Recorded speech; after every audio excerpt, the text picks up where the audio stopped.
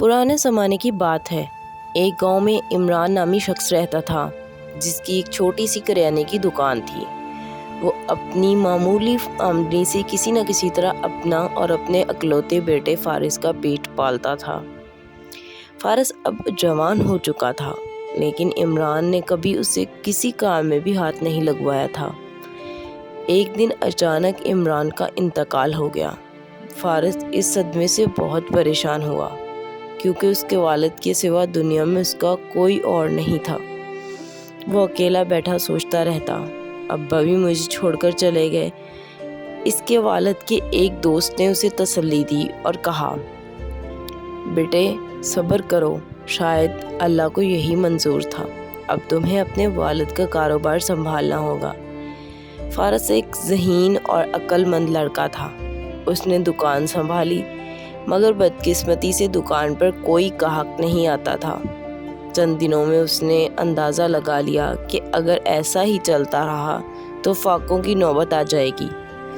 چنانچہ اس نے فیصلہ کیا کہ دکان بند کر کے ایک مالدار تاجر کو بیچ دے۔ دکان بیچنے کے بعد اس نے سوچا کہ پڑوس کے شہر جا کر کسی نئے کاروبار کی شروعات کرے۔ اسے معلوم تھا کہ اس بستی کے اکثر لوگ سادہ ہیں۔ یہ سن کر اس نے سوچا کیوں نہ وہاں جا کر کوئی خاص کام کیا جائے۔ یوں وہ کئی دنوں کے سفر کے بعد ایک بڑے شہر میں پہنچا۔ اس نے وہاں کے بازاروں کا جائزہ لیا تو اسے معلوم ہوا کہ ہر چیز بہت مہنگی ہے اور اس کے پاس اتنے پیسے نہیں ہیں کہ وہ کوئی کاروبار شروع کر سکے۔ کافی غور و فکر کے بعد فارس نے ایک انوکھی ترکیب سوچی۔ اس نے بازار میں ایک دکان کرائے پر لی اور اس پر ایک بورڈ لگایا جس پر لکھا تھا عقل برائے فروخت۔ بازار میں لوگوں نے اس کا خوب مذاق اڑایا، واہ بھائی کیا عقل بھی بیچی جاتی ہے؟ مگر فارس ڈٹا رہا۔ وہ آواز لگاتا رہا، آؤ بھائیو، کسی کو بھی زندگی میں عقل کی ضرورت پڑ سکتی ہے۔ دھیرے دھیرے اس کی دکان پورے شہر میں مشہور ہو گئی۔ ایک دن ایک شخص مذاقاً اس کی دکان پر آیا اور 1 درہم کی عقل خرید کر چلا گیا۔ اگلے کچھ دنوں میں صرف 2 درہم کی کمائی ہوئی لیکن فارس نا امید نہ ہوا۔ اس شہر میں ایک مالدار مگر بخیل بوڑھا رہتا تھا جس کا بیٹا منیر سادہ طبیعت کا تھا۔ ایک دن منیر اپنے گھر کے صحن میں مٹی ڈال رہا تھا کیونکہ اس کے والد نے اسے کہا تھا، بیٹے ہمیں عقل کی کھیتی کرنی چاہیے۔ منیر نے اسے لفظی طور پر لے لیا اور مٹی ڈالنے لگا۔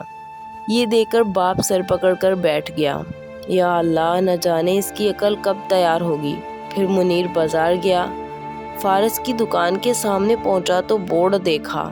وہ دکان کے اندر گیا اور پوچھا، بھائی عقل کتنے درہم کی ہے؟ فارس نے کہا، عقل تول کر نہیں دی جاتی، جتنی قیمت دو گے اتنی ہی عقل دوں گا۔ منیر نے سوچا کہ پہلے 1 درہم کی عقل لے کر دیکھتا ہوں۔ اس نے پیسے دیے اور فارس نے اسے ایک کاغذ دیا جس پر لکھا تھا، جب 2 لوگ جھگڑ رہے ہوں تو تماشائی نہ بنو۔ منیر یہ پڑھ کر خوشی خوشی گھر گیا اور باپ کو فخر سے بتایا، مگر باپ نے غصے میں آ کر کہا، کیا کہا عقل خریدی ہے؟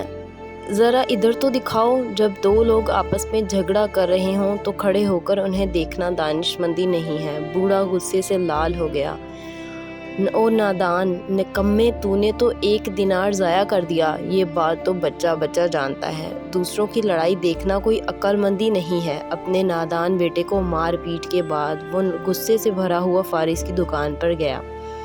جا کر چیخا، او بے ایمان، تو نے میرے بیٹے کو بے وقوف جان کر دھوکہ دیا، میرے پیسے واپس کر دے ورنہ میں سپاہیوں کو خبر کر دوں گا۔ فارس نہایت تحمل سے بولا، جناب آپ بلا وجہ غصہ کر رہے ہیں، آپ کے بیٹے نے اپنی مرضی سے عقل خریدی ہے، پھر بھی اگر آپ چاہتے ہیں تو میری پرچی مجھے واپس کر دیں اور اپنے پیسے لے سکتے ہیں۔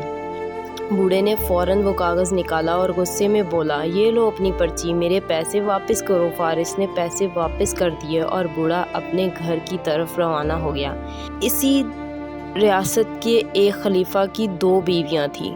ان دونوں رانیوں کی خادمائیں بازار میں پھل اور سبزیاں خریدنے گئیں۔ ان میں سے ایک خادمہ ایک دکان پر گئی اور کہنے لگی، یہ تربوز خوب پکا ہوا ہے، رانی کھا کر بہت خوش ہوگی، میں سب سے پہلے یہی خرید لیتی ہوں۔ اس نے دکاندار سے پوچھا، بھائی یہ کتنے کا ہے؟ اس نے کہا، یہ 2 دینار کا ہے بہن جی۔ وہ بولی، ٹھیک ہے، یہ مجھے دے دو۔ لیکن جیسے ہی دکاندار پیسے لینے کے بعد تربوز اسے دینے لگا تو دوسری خادمہ کی نظر اسی تربوز پر پڑی۔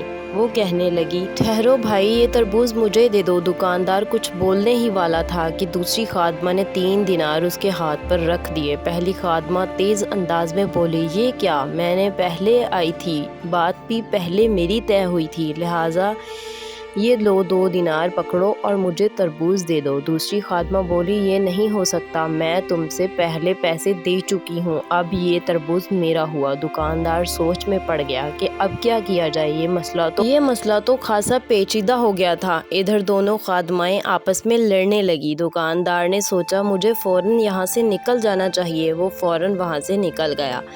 وہ دونوں خادمائیں آپس میں جھگڑا کرنے لگیں۔ اسی دوران بوڑھے کا بیٹا منیر بازار سے گزر رہا تھا۔ اس نے دونوں عورتوں کو آپس میں لڑتے دیکھا تو سوچنے لگا، یہ دونوں عورتیں آپس میں کیوں جھگڑا کر رہی ہیں، چل کر دیکھتا ہوں۔ اب چونکہ منیر تو سادہ دل تھا، اب جا کر ان کے قریب کھڑا ہو گیا اور ان کی باتیں سننے لگا۔ دونوں کی نظر منیر پر پڑی۔ وہ دونوں یکدم ان کی طرف مڑی اور بولی، سنیے بھائی، آپ میرے گواہ ہیں، بازار میں اس عورت نے میری بے عزتی کی ہے۔ دوسری بولی، میرے بھائی، آپ میرے بھی گواہ ہیں، اللہ کے واسطے رانی صاحبہ کے سامنے آپ کو سب کچھ سچ سچ بتانا ہوگا۔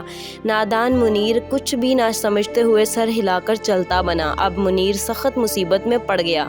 وہ نہ ادھر کا رہا اور نہ ادھر کا رہا۔ وہ سوچ میں پڑ گیا کہ وہ کس کے حق میں گواہی دے۔ اب منیر اور اس کے والد سخت پریشان ہوئے۔ دوبارہ وہ فارس کے پاس گئے۔ فارس نے مشورہ دیا کہ جب تمہیں عدالت میں بلایا جائے تو پاگل بن جانا۔ دوسرے دن عدالت میں منیر نے پاگلوں کی طرح حرکتیں کی۔ سب کو ہنسی آ گئی اور قاضی نے اسے باہر نکال دیا۔ یوں وہ بچ گیا، لیکن باپ کو ڈر تھا کہ اگر ابھی بھی خلیفہ کو پتہ چل گیا کہ یہ سب جھوٹ تھا تو تباہی آ جائے گی۔ وہ پھر فارس کے پاس گیا۔ اب فارس نے مشورے کی قیمت 200 دینار مانگی۔ باپ نے پیسے دیے تو فارس نے کہا، معاملہ ٹھنڈا ہونے دو، پھر جا کر خلیفہ کو سب سچ بتا دو، یہی عقل مندی ہے۔ 2 ماہ بعد منیر نے خلیفہ کو سچ بتایا۔ خلیفہ خوش ہوا اور کہا، اگر تم اس دن یہ ناٹک نہ کرتے تو دونوں رانیوں میں سے کسی کا نشانہ بن جاتے۔ منیر نے فارس کا ذکر کیا تو خلیفہ نے فارس کو بلوایا اور کہا، کیا تم مجھے بھی عقل بیچ سکتے ہو؟ فارس نے کہا، کیوں نہیں، لیکن قیمت 20,000 دینار لوں گا۔ خلیفہ نے فوراً قیمت ادا کی اور فارس نے ایک کاغذ دیا جس پر لکھا تھا، بغیر سوچے سمجھے کوئی بھی کام مت کرو۔ خلیفہ نے وہ نصیحت اپنے سراہنے رکھ لی۔ کچھ دن گزرے، اچانک خلیفہ بیمار ہو گیا۔ یہ دیکھ کر وزیر کو، جو کافی عرصے سے خلیفہ کو ہٹانے کے چکر میں تھا، اس کو یہ موقع بڑا مناسب لگا۔ چنانچہ وزیر نے لالچ دے کر شاہی حکیم کو اپنا بنا لیا اور ایک دن اس نے زہر ملی دوا تیار کروائی اور حکیم کو خلیفہ کے پاس بھیج دیا۔ حکیم خلیفہ کے سامنے پہنچا اور بولا، عالم پناہ، یہ خاص دوا پی لیجئے، مجھے پورا یقین ہے کہ اس کے استعمال سے آپ فوراً ٹھیک ہو جائیں گے۔ خلیفہ نے دعا کی طرف دیکھا۔ اچانک سے اسے فارس کی وہ نصیحت یاد آ گئی کہ بغیر سوچے سمجھے کوئی بھی کام مت کرنا اور کسی کی بات پر فوراً یقین نہ کرنا۔ یہ یاد آتے ہی خلیفہ رک گیا۔ اس نے دعا کو غور سے دیکھنا شروع کیا اور چند لمحے سوچنے لگا۔ پھر اس کی نظر حکیم پر پڑی۔ ادھر کھڑا حکیم خلیفہ کی ایسی گہری نظریں دیکھ کر گھبرا گیا اور اس کا رنگ اڑ گیا اور وہ گھٹنوں کے بل گڑ گڑا کر رونے لگا۔ خلیفہ، مجھے معاف کر دیجئے، میری کوئی خطا نہیں، میں تو وزیر کے دباؤ میں آ گیا تھا، اسی کے کہنے پر میں نے آپ کے لیے دوا میں زہر ملایا۔ خلیفہ سوچ میں ڈوب گیا، کیا واقعی یہ وہی عقل ہے جو فارس نے مجھے دی تھی اور جس نے آج میری جان بچا لی ہے؟ خلیفہ نے فوراً وزیر کو طلب کیا۔ جب وزیر حاضر ہوا تو وہ آ کر گھبرائے ہوئے لہجے میں بولا، عالم پناہ، میری بات سنیے، میں نے کچھ نہیں کیا۔ خلیفہ نے کہا، ہم تو تو مکمل صحت یاب ہو چکے ہیں، لیکن وزیر صاحب آپ کے چہرے پر تو بیماری کے آثار نظر آ رہے ہیں۔ یوں کیجیے کہ آپ یہی دوا پی لیجیے جو ہمارے شاہی حکیم نے تیار کی تھی، آپ نوش فرمائیے، جلد ہی ٹھیک ہو جائیں گے۔ وزیر کے چہرے کا رنگ اڑ گیا، اسے سمجھ آ گیا کہ اس کی سازش پکڑی جا چکی ہے۔ وہ فوراً خلیفہ کے قدموں میں جھک گیا اور کہنے لگا، مجھے معاف کر دیجیے، مجھ سے بہت بڑا گناہ سرزد ہو گیا۔ خلیفہ کا چہرہ غصے سے سرخ ہو گیا، اس نے وزیر اور حکیم دونوں کو قید خانے میں ہمیشہ کے لیے ڈال دیا اور فارس کو اپنا وزیر مقرر کر لیا۔ اس کہانی سے ہمیں یہ سبق ملتا ہے کہ عقل خریدی نہیں جا سکتی، لیکن جو عقل کا استعمال سکھائے وہی اصل عقل مند ہے۔